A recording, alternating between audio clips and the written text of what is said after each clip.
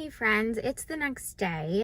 Crazy turn of events. Actually had some bleeding last night and then some more bleeding this morning. Called my OB this morning and they have me coming in to get checked. So I'm about to get an ultrasound done and then meet with a doctor. It's a new doctor that I haven't met yet.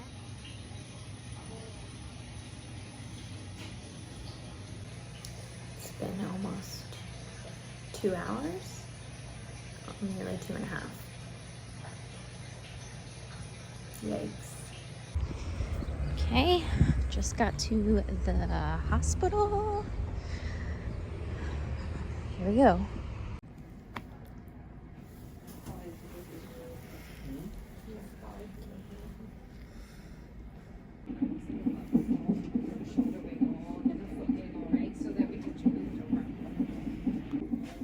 So my mom is here. She's coming on up.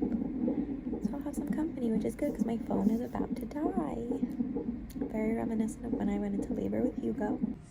My mom is here. They took the monitor off and I got some fancy hospital socks. You're welcome, girl.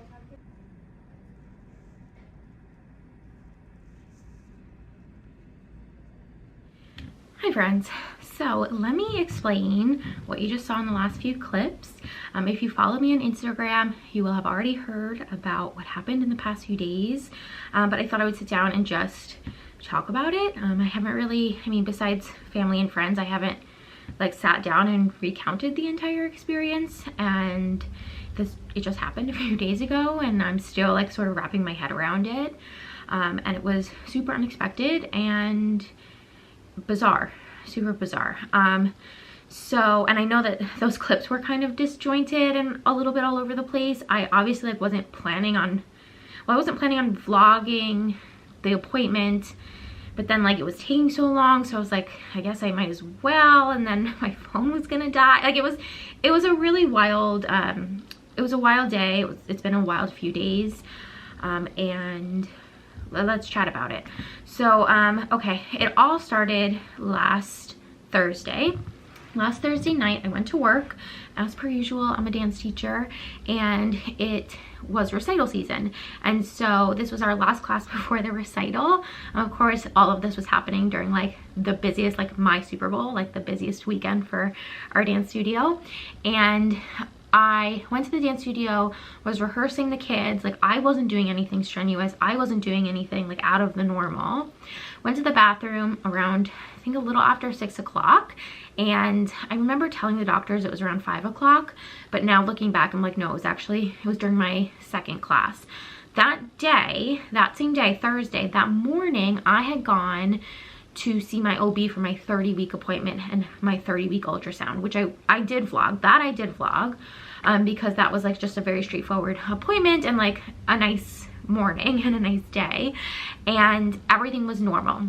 I did get my Tdap vaccine and like that was that. So they did say like, oh, you might feel a little sick later in the day. You might get a fever, your arm might be sore, blah, blah, blah. So I did start getting a headache and I did start feeling like just under the weather in general toward the end of the day. So before I even went to the bathroom, I had mentioned to my bosses like, hey, I'm not feeling super great. The last class I teach is a Pilates class. Like, is it possible to reschedule it or get a sub? I know it's super last minute. And they were so great. They were like, yeah, absolutely. So yeah, around 6 o'clock, went to the bathroom, wiped, and saw that there was blood. And I was like, oh, that's super strange. I haven't bled in this pregnancy since like early first trimester. And like, I don't know what that means, but like, like I guess I'll monitor it. And I was leaving anyway in like 45 minutes. So I was like, all right, I'll let my bosses know, I'll let Jeff know, and then I'll go straight home. So I did that, went home, and that night, like still was experiencing bleeding. It wasn't like a full on like gushing. It's like so gross to say, I'm sorry. It was like a mild period, which is what I was explaining, how I was explaining it to the doctors. But it was still concerning because it's the third trimester, like you shouldn't have bleeding during the third trimester. And I was not sure why this was happening. So I still had the headache, took some Tylenol, went to bed pretty early. I think it was like 8:15, 8:30. Throughout the night, felt fine, like nothing major, nothing terrible happened. Woke up in the morning and woke up around 5 and went to the bathroom and there was nothing. And I was like, oh great, like that was just like a freak thing, cool. Around 7, went to the bathroom again and then did notice bleeding and I was like, dang, this sucks. Obviously I now should call my doctor and let them know. And I am not one to like cry wolf or like, I don't know, like it's really hard to strike the balance between, and I find especially during pregnancy, if you're usually someone who like is like, oh, I'm fine, I'm good, like I'm not gonna make a big deal out of something little. Like during pregnancy it's hard because it's not like it's your health obviously, but it's also the health of your baby. And so whereas normally I might be like, let me give this the day and like let's just see how it goes, I was like, well, this is not, something could be wrong, and if something is wrong with the baby, like it's my responsibility to let my doctor know. And so I don't know about y'all, but oh my gosh, the medical group that my doctor falls under has like the worst phone system, communication system, like under the sun. It's really, really bad. So I was like trying to call the office, could not get a hold of anyone, trying to call the OB nurse who I'm supposed to like phone in an emergency or if I have questions, and that phone number wasn't working. Like it was just such a mess. And it's like 8:15, I'm like getting ready to take Hugo to school. So I emailed the nurse and like let her know and was like, hey, listen, this is the deal, I'm still bleeding this morning, let me know what I should do.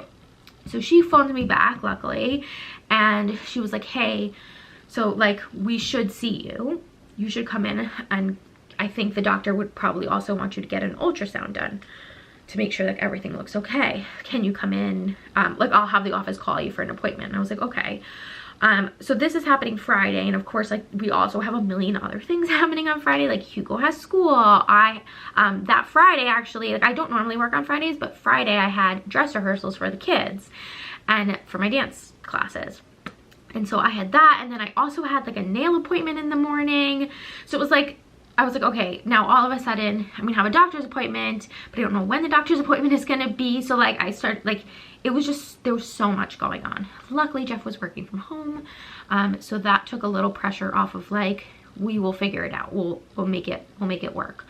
So I went to drop Hugo off at school, went to go get my nails done because I hadn't heard back from them yet.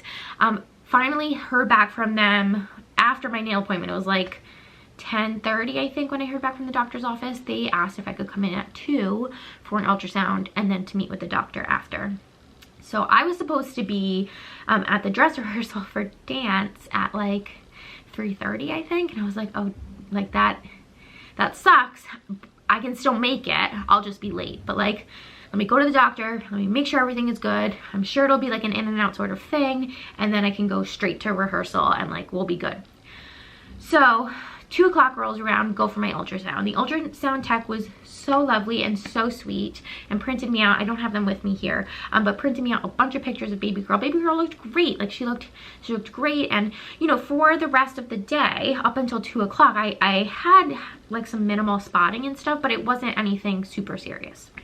So it was really comforting to see that like baby girl was still fine. And it was funny because I had just had an ultrasound the morning before, right? Yeah, it was Friday morning and I had just had an ultrasound Thursday morning at my 30-week appointment.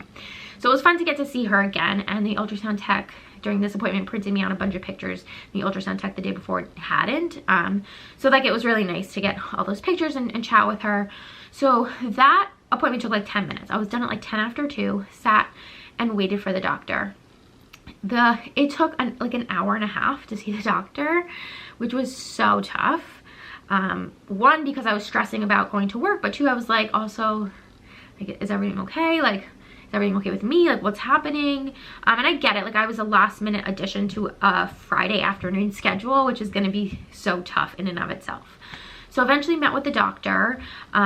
She was concerned. So she did an internal exam, which at the time was okay, but like, I'll talk about like what I'm experiencing now, which is like not fun. So she used, I don't know what they call it, like it looked like a medieval torture device, that like big silver thing that they insert and then they like crank and like it opens everything up inside so that they can see. She did say that she saw sort of like a yellow, this is going to be TMI, so like this is not your jam, skip ahead, but she saw like a yellowy mucus. She could see like dark blood, so like she could see that I had been like I had bled and had been bleeding.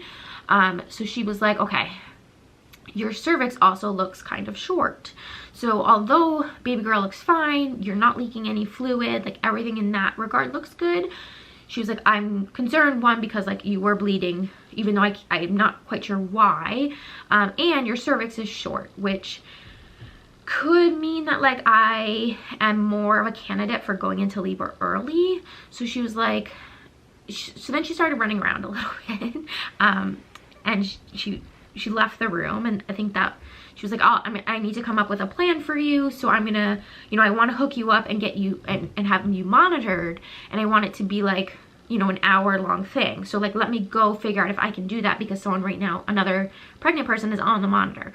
So she left, and then I like waited in the room for another 20 minutes, and I think maybe that was when I vlogged or like picked up the camera and was like, I guess I'll like take a video clip of this. Like, it was also at that point too, like I had been there for like an hour and a half, almost 2 hours, and I hadn't brought like any water or any snacks with me into the appointment because I thought it was going to be so quick. My bad. Like, we'll never do that again. Pregnant people out there, like if you're going to go for a doctor's appointment, always take a water and a snack, because like you just never know. You just never know. And the office was hot, and like I was starting to feel like a little annoyed. I was also starting to feel stressed because I was like, dang, it's almost like 5 o'clock. Was it almost 5 o'clock? No, it's almost 4 o'clock, and like I have work to get to. Like I have a dress rehearsal to get to. So anyway, obviously like the safety and the health of the baby comes first, and like everyone at the studio was so understanding of that. But I was like, why is this happening on the day that like I actually have something like super important? So anyway, she comes back in and she was like, all right, listen, we need to make sure that you're not having contractions, because if that's why you're bleeding, then like we need to like give you something to stop the contractions. And then at this point she also mentioned a steroid shot. When I mentioned this on my Instagram about baby girl 30 weeks coming out early, a lot of you said like, oh, you know, I got my baby girl, or my baby came early, we got a steroid shot to help develop their lungs faster. The doctor mentioned that. She said, we can give you a steroid shot. However, it's something that you need to be given 2 doses, and it has to be within the same 24-hour block, or like back to back sort of thing, one day after another. And she was like, and it's Friday at 4 o'clock. And it's like end of work day. And she was like, I've been trying to contact some high-risk doctors, high-risk doctor offices, just trying to contact anyone, but it's Friday at 4 o'clock, and like everyone is leaving and no one is there. And so like normally I could hook you up to the long-term monitor here, but there's someone on it, and I could send you to a high-risk doctor to like get that first steroid shot, but today's Friday and tomorrow's Saturday, like they're closed on Saturdays. So she was like, so really the only other option I have is to send you to labor and delivery. She said she just called labor and delivery. They would have the shot there. I could do the shot back to back there because they were obviously open on Saturdays, and I could get monitored there. So she was like, so I'm going to send you to labor and delivery. I was like, okay. She was like, don't freak out. It's nothing like this is, I don't think you're she didn't say I don't think you're going into labor early. It was just sort of like, let's figure out why you were bleeding, and if you're contracting, and if you are contracting, like let's stop this now, which I appreciated. So I was like, okay, I guess I'm going to labor and delivery. And like obviously I was keeping Jeff updated, but at this point I was like, wow, okay. So I called Jeff after that, and I was like, I need to drive now to the hospital. I need to go to labor and delivery because this is where they're going to do the long-term monitoring. And what I thought was going to be a really short in and out appointment has now turned into, well, this appointment was 2 hours, and I was like, I don't know how long I'm going to be at the hospital for. So also let work now. And I was like, I I don't know if I'm gonna make it down. I don't know if I'm gonna make it to these dress rehearsals. Again, this is like our Super Bowl. Like how, you know, you play in all these games for the whole year and then you miss the Super Bowl. Like that's so wild. Again, they were super understanding and they were like, stop, like go make sure that you and baby are okay. Like stop it. So drove down to the hospital, and here's the funny thing is this is the hospital that I will be delivering baby girl at, but I hadn't been there before, and I mean, I was born there, so like I have been there before, but like I haven't been there recently. And so I was like, it took a second to like get my bearings and figure out like where to go. And then I went up to labor and delivery, and it was like really surreal. Cause like it's labor and delivery. Like I'm walking into labor and delivery. I'm not walking into a doctor's office. I'm walking into like where people give birth to their babies. So get there, sign in, fill out all the forms and stuff. They bring me into like, I think it's called a triage room. I don't know. It was like a room with a curtain. And there was another patient there who had just had a C-section with her baby and her husband. I guess they were just like holding them there until their room was ready. And that was wild. It was wild. I didn't see them because they had the curtain closed, but it was wild to hear their newborn baby and like, oh my gosh, like can't believe it. That's going to be me in a few months. Like actually hear a nurborn is wild. So anyway, they get me, I get undressed, put the hospital gown on, they get me all hooked up to the monitor. The nurses there were so sweet and so lovely. And at this point, my phone is like 15% battery, of course. And so I text my parents, let them know what's going on. My mom was luckily about 20 minutes away. She was like, I'll come to the hospital and hang out with you that way. And I didn't know at this point, like if they were monitoring me and they were going to see something like that I was having these intense contractions or like whatever, I didn't know if they were going to need to keep me there.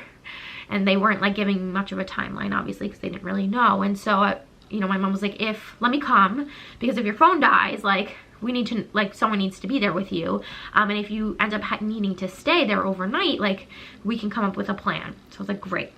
So, and you know, Jeff's at home with the kids. So like, you know, I was like, perfect, this is great. So my mom comes, and at that point I had been on the monitor, I think for like 30 minutes. And they had said like they were gonna do like a 40-minute monitoring. So when my mom came, the nurse was like, you know, just so you know, like everything's looking really great. Actually, you're not having any contractions. Baby girl looks great. So I was like, oh, perfect. Like this is great. So it sounds like I won't have to stay. So then the doctor comes with a different nurse, and she does an internal ultrasound to check my cervix. And here's where, like, you know, and I get like every doctor, I don't say every doctor is different. Yes, every doctor is different, but like, so she was not concerned at all by the length of my cervix. So she was like, you know, she didn't say like, oh, the other doctor mentioned your cervix was short, but she was just like, your cervix isn't short, and like the cervix isn't something, so the cervix isn't something we measure or are concerned about measuring in the 3rd trimester. Like the length of your cervix is fine. Like it's nothing is gonna happen. And I was like, okay. Okay. And then she was like, and like I can, like she could see she did an internal exam. She was like, I could see the, you know, the residual blood and stuff, but like we don't know why that happened, and you're not bleeding now, and it wasn't like a gush of blood. And baby girl looks good. My cervix is closed, not dilated at all. I'm not having contractions. Like she was kind of like, we don't know why you bled, but like you should be fine. Like you should be fine. We hope you're fine. Like you're fine, sort of thing. And at this point I was like, I feel fine. Like I don't feel, I'm not in pain. You know, and they had asked too, like, oh, was there anything that you did in the past few days that could like have induced this bleeding? Like, you know, any sort of rigorous activity or anything? And I was like, no, like truly not. So she was like, okay, well, here's the thing, like, we're gonna let you go. But obviously, like, if you start bleeding again and it's bright red again, like, let us know. And also, like, if it's accompanied by any sort of like contractions or pain, like, let us know. And I was like, okay. And at this point it was like 7:45, and I was just so happy to be like done with the whole experience, because I did not in a million years think that I was going to end up at labor and delivery in the hospital. And I was just exhausted from the day. So I was just like, great, like, thank you. I feel fine, let me go. So went home, was totally fine. Saturday still felt like, you know, so Saturday and Sunday, which today's Monday, Saturday and Sunday, I haven't experienced any bleeding, thank God, since then. Since like last Thursday night, Friday morning. I have felt like a little bit, like I was feeling I wasn't feeling good Saturday and I wasn't feeling good Sunday, yesterday. But there wasn't any sort of like, nothing was accompanying it. It was just like, I just don't feel good. And today's the first day where I'm like, okay, I like feel a little bit better. I feel like I can function like normally, I guess. Even though I still have like a little bit of, you know, like a little bit of congestion. And so anyway, it's been like, all that's to say, like, what the heck happened? I don't know. Like, what the heck was all of that? I don't know. It was a really bizarre few days. And I also wanted to mention, when I was at the hospital, the doctor never mentioned the steroid shot. And so I didn't mention the steroid shot because I was kind of like, well, if everything looks good, if I'm not contracting, if my cervix is closed, if I'm not dilated, if baby girl looks healthy, like if everything looks fine, then like I'm not gonna mention a steroid shot because it doesn't seem like super necessary for us right now. I do have an appointment with my regular OB in 2 weeks. So like, I think if I'll definitely mention it to her and like see what she thinks. And you know, the steroid shot is to help develop baby's lungs in case baby is going to come early.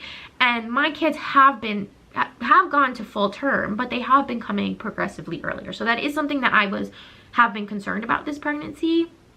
But there's a huge difference between a baby being born at 30 weeks and a baby being born at like 37 weeks, right? So like, if I can avoid an unnecessary shot, like I'll that's fine. And obviously, like if I felt like I was going into labor, or if I was having contractions, or if, you know, my cervix was dilated, like any of those things, of course I would get the shot, like not a big deal. But because the doctor wasn't concerned at the hospital and because she never mentioned it, I was just kind of like, all right, let's just leave this for now. Again, I'm not contracting, I'm not dilated, my cervix is nice and high, like let's just leave it and we can revisit it in a couple weeks when I go to my regular OB appointment, as long as like nothing wild happens between now and then. So that's the update.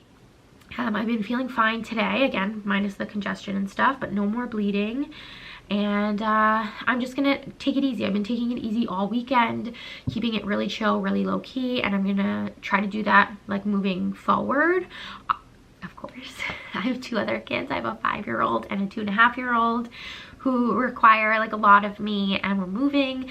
But obviously the health of the baby and myself, like, you know, that is a priority. So I'm not gonna do anything stupid. I'm not gonna like overexert myself, or like, you know, I will be careful.